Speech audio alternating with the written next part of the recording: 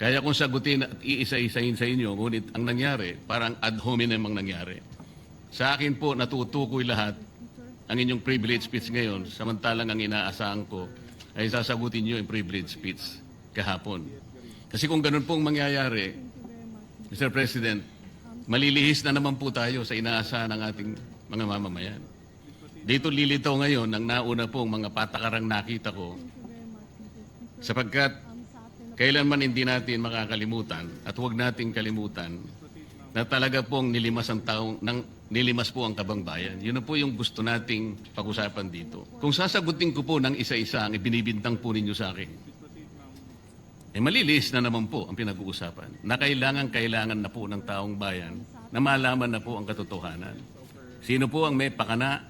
Sino po ang mga mastermind sa nangyaring nakawan sa ating kabangbayan? Ito po ay hindi pangkaraniwang pagnanakawan, Ginoong Pangulo. Yun po ba ang gusto niyong mangyari, Ginoong Ping Lacson? Negative po. Siguradong hindi po yun. Bakit Kayo po? naglilihis, sino pa po nagsimula nito? Nung Bakit una pong po? privilege speech ninyo, hindi ko na sinagot kasi ayoko magkagulo. Pero enough is enough. Kahapon, nanonood ako sa aking opisina, gusto kong bumaba, kaya lang malalim na ang gabi at ayoko maabala yung trabaho sa Senado. Kaya nagsabi ako sa ating Senate President at ito'y na-manifest niya kahapon, narinig ko, na I was told na sasagot ako ngayong araw na ito. Wala pong gustong maglihis sa usaping flood control. Ako nga po, very passionate po ako dyan, mulat sa pool. Wala po kayo rito. Ako po'y talagang lumalaban sa korupsyon. Pagdating sa national budget, pagdating sa lahat ng usapin, hindi nyo po matatawaran ang aking hangarin, maituwid ang lahat ng katiwalian dito sa ating bansa dahil hindi po tayo muusad. Pero enough is enough. Patuloy po kayo sa pag-atake sa akin. Balikan nyo po, res ipsa loquitur. Andyan po lahat eh. Wala po ko inimbento. Salita nyo po lahat yan eh. Sabi nyo, iniinsulto ko kayo. Sagutin nyo po. Totoo po ba o hindi yung ating napanood sa mga video? Totoo po ba o hindi yung aking mga binanggit? Tapos na po kayo. Tapos na po.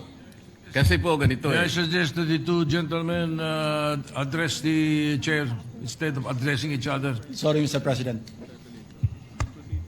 Pagpaumanhin po ninyo, Ginoong Pangulo, ngunit nakakalimutan po ng ating Senator Ping Lacson na siya po ang nagumpisa sa ngayon lang eh.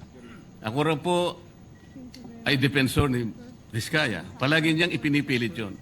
Hindi niya makalimutan ang sinabi ko na nung ako po ay nasa Blue Ribbon Committee, tungkulin ko po kasi na ipaglaban ang sino man, witness man siya, resource person, siya po ang kauna-unahan na nag-apply ng Witness Protection Program. Sa aking palagay po, nung panahon na yon, ay kakailanganin namin siya sapagkat mga pangalang malalaki ang dapat na makuha natin. Hindi naman siya, ang ibig ko sabihin, si Vizcaya po ang mismong nagbigay po ng kanyang kagustuhan. Nung una po, Mr. President, ayaw ko nga maniwala sa kanya. Kaya sinabi ko sa kanya, gumawa ka ng sulat, kahit sulat kamay, para sa ganun, walang masabi ang iba na parang ako pang nag-initiate sa'yo dahil hindi kita kakilala. Kailangan malaman muna natin kung ano ang laman ng iyong testimony. At kailangan ma-determine natin kung talagang meron kang may kukontribute na mga pangalan. Kasi importante na lumitaw ang mga pangalan ng mga taong talagang utak ng pagnanakaw nito. Yun po ang pinagumpisahan nun eh. Dahil mabigat ang kanyang gagawin, Mr. President. Nakita ko sa kanyang pagkagustuhan na siya sumailalim sa Witness Protection Program. Kinilala ko naman yun, Mr. President. Malalagay nga sa alanganin ng buhay niya. Yun po naman ay nakalagay sa batas eh. Bakit ngayon akusahan ako na ako pa ang nagdidepensa sa kanya? Nandun naman po sa batas eh.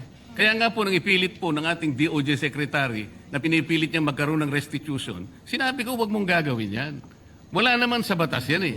Ipipilit ninyo sa pamagitan ng memorandum ninyo na kahit wala sa batas para siya maging katanggap-tanggap na Witness Protection Program witness, gagawin niyong mag-restitute siya. Wala po sa batas yun, Mr. President.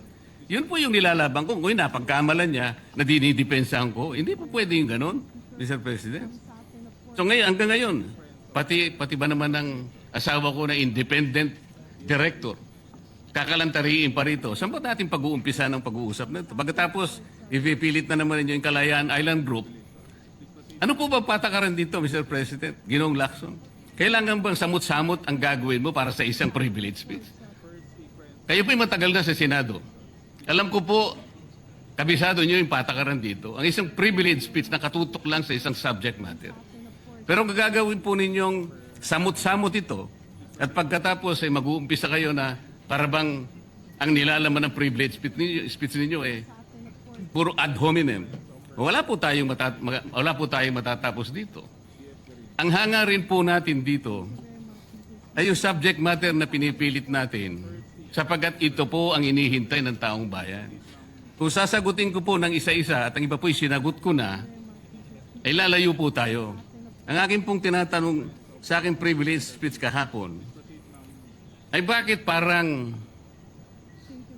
hindi ninyo pinagbigyan ang ibang mga tao na napakarami nilang dapat sabihin para sa ganun malaman natin ang katotohanan. Kayo po ang nagsabi, Senator Lacson, Sir President, napupuntahan natin lahat ng lugar na kung saan ang ebidensya. Hindi po ba kayo po ay nagpahayag noon dito sa plenaryo, Mr. President, Senator Lacson, na sinabi nyo na ang presidente ay name drop ni Yusek Bersamin. Hindi ko man lang po nakita yung kanyang katauhan na ipinatawag nyo dito. Samantalang napakalaki ng dapat niyang ipaliwanag sapagkat kayo po ang nagsabi sa pamamagitan ng pagtitiwala ninyo sa ibinigay na testimony ni Yusek Bernardo na niname drop niya ang presidente.